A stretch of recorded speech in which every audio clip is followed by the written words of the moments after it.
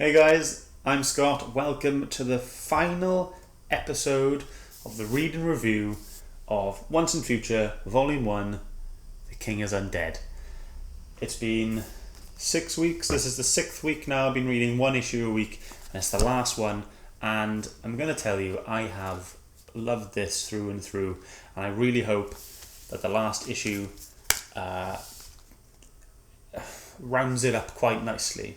That's what I'm hoping, and then I'm hoping it'll also get me excited for Volume 2, which will be coming out in December 2020. But let's... also, this video is also going to include a review of the volume as a whole. So this might be a little longer than usual, but I'll just be giving it a 5-10 minute review at the end, what I think of the whole book in overall, and then you guys can let me know if you think the same, and if you'll get it, if you enjoyed the book, if you didn't like the book, just let me know. Okay, so what happened last time in chapter 5 was Bridget shot herself to allow Duncan to get through to the Grail with a castle.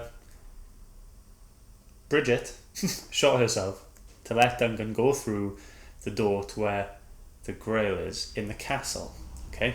Then we see a fight between Duncan and Galahad, and we see that Duncan takes the Grail, hoping that it will revive Bridget. But what Bridget doesn't tell Duncan is that the Grail can't exist in the real world, and that it evaporates, and she can't drink from it to come back to life. But he takes her to Bath, to the healing waters, the Roman baths in Bath, and speaks to the ladies of the lake, because that's where they reside, that's where they live, and they have given him Excalibur. I don't really know what's going to happen. I don't really know what to expect at the start or the entirety of this issue. Obviously, he's going to take Excalibur, but what he does with it, maybe he'll fight King Arthur, maybe he'll fight Galahad, maybe he'll meet up with the new information that his mother is Elaine, the woman antagonist, who used to be called Mary, and yeah, this could go a lot of ways. I do think Bridget will come back to life. I don't think they're going to kill her off on issue 6.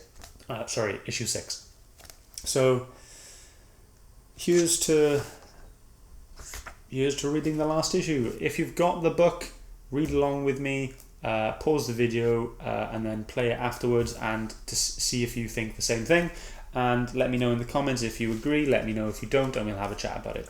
But I'm gonna go now. I'm gonna read chapter 6 of Once and Future Volume 1, The King is Undead, the final issue. Okay, here we go.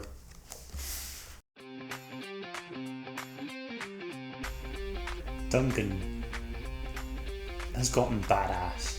He is really cool. Definitely less clumsy now.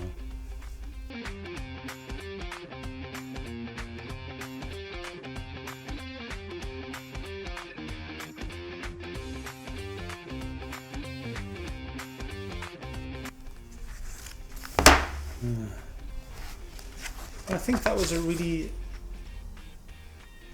quick... Ooh, wait there's more. Okay, now I'm done.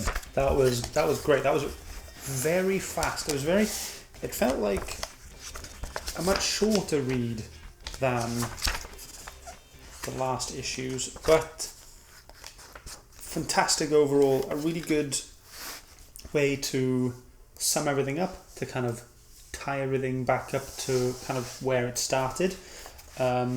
But let's go from the start. Okay, so we learned that Duncan needed King Arthur's belt to heal Bridget. So Duncan went to get Excalibur to then go back to King Arthur to get the belt to then heal Bridget. So the officers arrive, but Rose manages to call them off, and then they go into the castle where they went into in, I think it was issue issue 3, I think. And they go through the door. Rose is standing there with a candle. She has to keep the candle alight, otherwise if it goes out, then the door to the real world will close. So they end up going into the other world, back to what looks like King Arthur's castle, and we see King Arthur there. And they're having a bit of a discussion, King Arthur, Elaine and Galahad. And what happens is that they were wondering how did Duncan get into the other world in the last issue, and they were like, we don't know how we got in. And then King Arthur just goes, yet somehow he did. And then all of a sudden in the background he goes, well, Gran shot herself, surrogate Fisher King. And then he's there standing in the background with Bridget hung over his shoulder. He's holding Excalibur. He's looking cool, strong, heroic, and he means business. That's what he looks like at the moment. And he lays down Bridget and he says, she shot herself, but we need to help her. And then he looks at Elaine and he calls her mother, and then she looks shocked and she's like, no, I'm Galahad's mother. She has to be. And he goes, well, okay, fine. And then all of a sudden this huge fight ensues. So he's got Excalibur, he's got loads of like knights and ghouls coming at him, slices them all up, and it's a very gory and bloody few panels, and it's very cool. There's a lot of energy in it, very fast paced, great detail even though it is fast paced. But what I like about these panels when they do this kind of action is that they're really good at showing speed and pace. So the sword, it's not just a picture of the sword statically, there's a big blur behind it going around slicing through these knights and monsters, and he's just being brutal, killing these monsters. There's blood everywhere. He's got a lot of I wouldn't say enthusiasm, a lot of energy, a lot of dedication, and he seems to be very courageous and a lot more, definitely not the kind of clumsy type of person that we saw at the very start of issue 1. He ends up killing everything, and there's just a couple knights left, and King Arthur is there, and basically they're trying to bargain for the belt. And it turns out that King Arthur doesn't really know a lot of his own history. He seems to have forgotten a lot of it, and Bridget offers to tell him the story of where he can get the sword, because they say, look, we can't give you the sword, we have to give it back to the ladies of the lake, but we can tell you how to get it, and you give me the belt. And it seems like he was okay with this kind of trade. So yeah, he gave her the belt, and she puts it on. Bridget then gets healed, and then she tells him that about how to get the sword, and the fact she was like, she's shocked at the fact that he doesn't know much of his own story. So he was saying that Galahad is the greatest knight, and his father was the greatest knight before him, and a great knight, as in day and night. She was a great knight too, and that was Lancelot. And he goes, I have not heard of this warrior. And then Bridget just goes, he's the Frenchie who shagged your wife, you big ninny. And then all of a sudden there's one panel and it's just King Arthur just kind of deadpan, like, what? And then all of a sudden he realises what happened, and he says, what, a Frank has lain with my queen? So to him, I think that's utterly disgusting to him, because he's all about pure bloods. So he's saying that his queen has kind of contaminated the gene pool, I guess, with other countries' bloods, and he attempts then to kill Elaine, the woman who's been faithful to him the whole time. He tries to kill Elaine, but then Duncan gets in the way with his sword, kind of bats him off, tries to fight King Arthur off, and then Bridget is off to cause a distraction, and she takes off the belt and she drops it from the top of the castle, and it falls down, and then And then King Arthur summons a ton of skeleton winged horses to fly around and to find the belt. And what happens then, because Bridget has changed the story, this is what I understand. So because Bridget has changed the story, the world around them starts to kind of melt and deteriorate. And there's one panel here which I'll put in the arty part.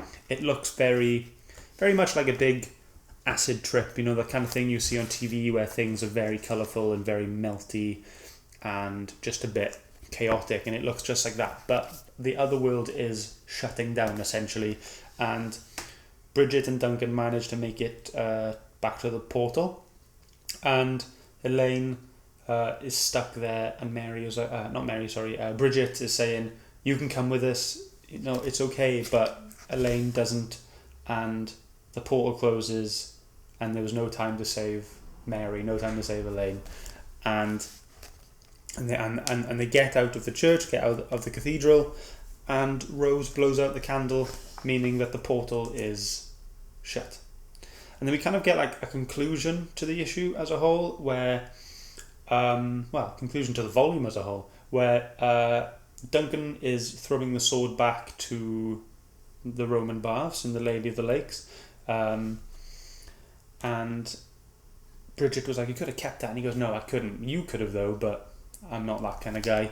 And he kind of walks off, and they go, Duncan and Bridget then go back to the start, where Bridget shows him a kind of hidden chest of weapons underground in a forest floor, and he says, and he just owns up and he says, I don't think I can do this anymore.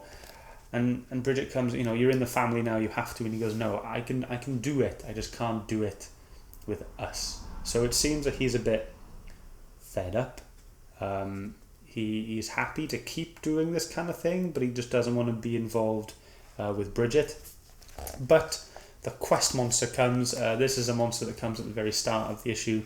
You only see this monster when a quest is about to start, but it's come up again, and I don't know if that signifies the quest ending. But just like the first issue, Duncan has a fight with it, but this time it's a lot more bolder, a lot more controlled, a lot more confident, and it's that kind of thing, that kind of contrast there, which lets you see the difference in the actual character development that Duncan has gone through over the last 6 issues, and I think that's a really nice way to show it.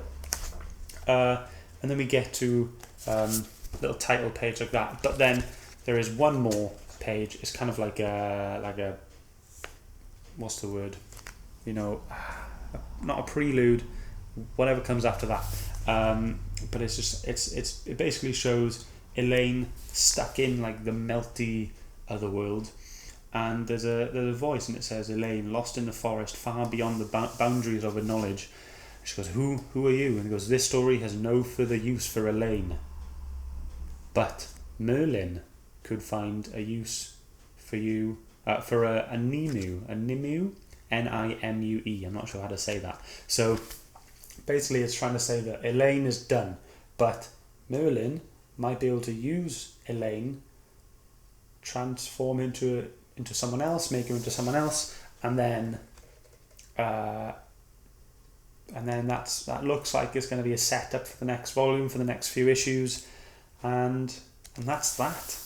That's the total of volume 1 of Once and Future. The King is Undead. But I'm going to go through my ratings as usual, and let's see. Story. Okay, so I always struggle with any conclusions.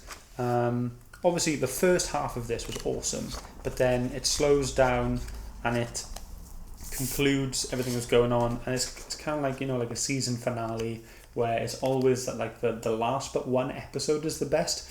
Now last week I gave the story a 9, but I'm going to give this an 8. Don't get me wrong, it was great. It kind of rounded everything up very nicely, very neatly, and kind of shown the kind of deterioration between Duncan and Bridget, because I don't know, she kept all this from him, she's kind of used him, and he's just not very happy about it. So I'm going to give it an 8 out of 10. In terms of art was awesome. Loved it through and through. Panels are great. There's a bit of everything in there. So like last week, I'm going to give that a 9.5. The panel that I liked in particular was the kind of melty one, which I'll show you later on. And the kind of gory one where Duncan is kind of slicing through all these knights, all these ghouls, and I really like that. In terms of the development of everything in this issue, like I said earlier, rounds everything up really nicely. It kind of refers back to things in issue 1 and maybe issue 2, and it was just great as a whole. There's definitely something between Duncan and Bridget. We don't know if Rose is going to come back, and we don't know what's going to happen to Elaine now. But will Duncan get Excalibur back? Will someone else get Excalibur? Will King Arthur get it now that he knows how to get it? There's plenty of things for us to question, plenty of things for us to look forward to. You know, Arthurian legend isn't just based around what we've seen so far. You know, like they said in the last page, we've not heard anything from Merlin, and now there's starting to be mentions of him. So this could be, so Merlin could be the main focus of the next volume. Who knows? We'll have to wait and see. But development, it set up a lot of things. Really good. I'm going to give that a 9 out of 10. So that's it. So story 8, art 9.5, and development 9. And now we're going to go on to the arty part. Here we go.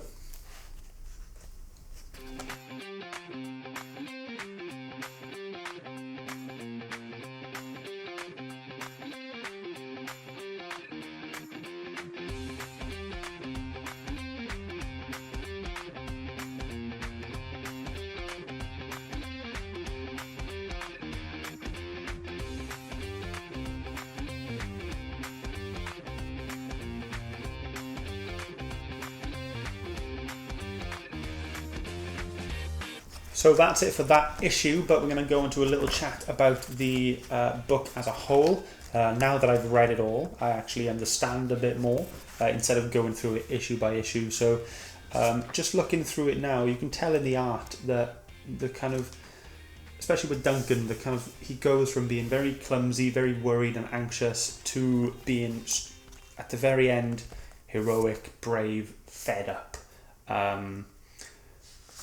But he's definitely changed a lot, he's grown a lot, and it seems like he wants more, he's ready for more, and yeah, that's, you know, he's been through a lot. He's learned who his mother is, he's learned that Galahad is his half-brother, he saw his grandfather die in front of him, and he's been through so much, all these monsters and ghouls and spirits and everything. He's just, this whole new world has opened up to him, and he's changed to become this heroic person.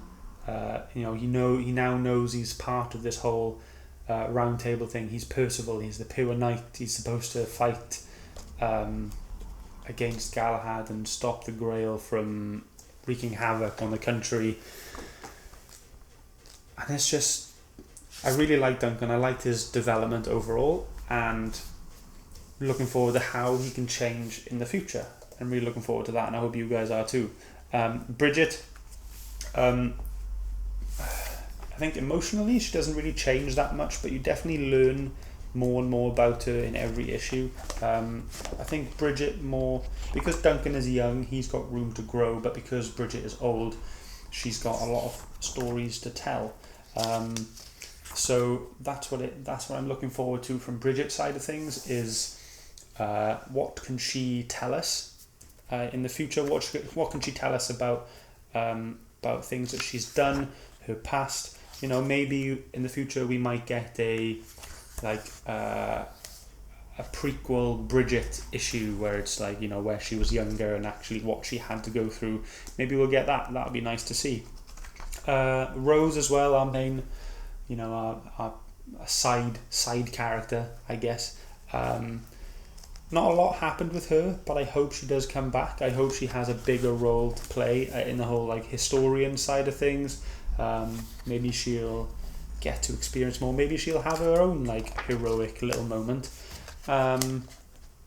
Art was fantastic through and through. I've given it everything: story, art, and development, high ratings through the whole book, and I've loved it.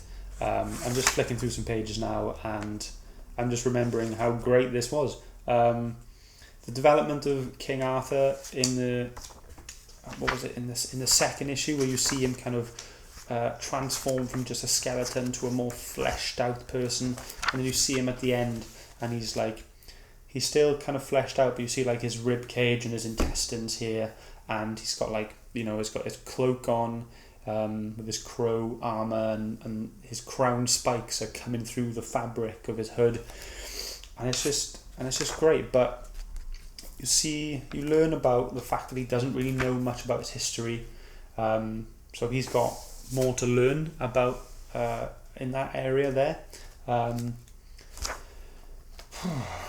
Things with the antagonists, you got Galahad, you've got Mary.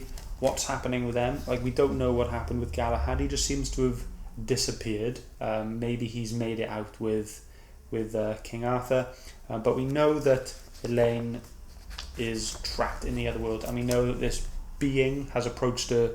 I think it is Merlin, but someone has approached her in the other world to kind of join them on their I wouldn't say quest, on their kind of I'm going to have to say quest because I can't think of the word, but just whatever their plans are, he wants her to join, to kind of use her.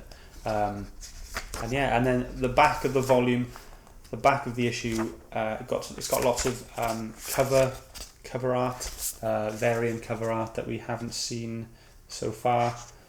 Here's a couple here, and yeah, so I'm glad. One thing I'm glad about is the consistency of the art in this book.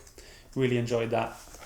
Really happy about that. I've read some books which just seem to change artists and artist style issue by issue, but this is kept consistent, clear, very detailed, and very creative. And through, I loved it. The story was gripping, enticing. You've seen me in previous videos trying, already turning to the first page of the issue once I finished a video, and I just want to read more all the time. But I think that's it for me. Overall, this book, Once and Future, Volume 1, The King is Undead, is fantastic. Gripping, enticing, enthralling, mystical, great. Awesome, loved it. I would recommend this to anyone. It's created by Kieran Gillen and Dan Mora, published by Boom Studios. You can probably buy this from anywhere online. Always make sure to go to your local comic shop to support them. Try and get it second hand as well. That's what I do with most of my books. I get them second hand, just to keep it going, the kind of recycling of things going. But yes, get this book, read it, enjoy it, and let me know what you think of this book, and we'll talk about it. But yeah, that's it from me. Make sure to subscribe, make sure to like this video and like the other videos if you like them. Share this video and the rest if you think you know someone who will enjoy this, someone who's read this book and wants to have a chat about it. And just follow me on Instagram at Scott's Shelf. But yeah, that's it from me. You'll see me soon with another series on another book. I haven't decided what I'm going to read yet, but hopefully it'll be something great. And thanks a lot for watching, guys. I'll see you soon. Bye.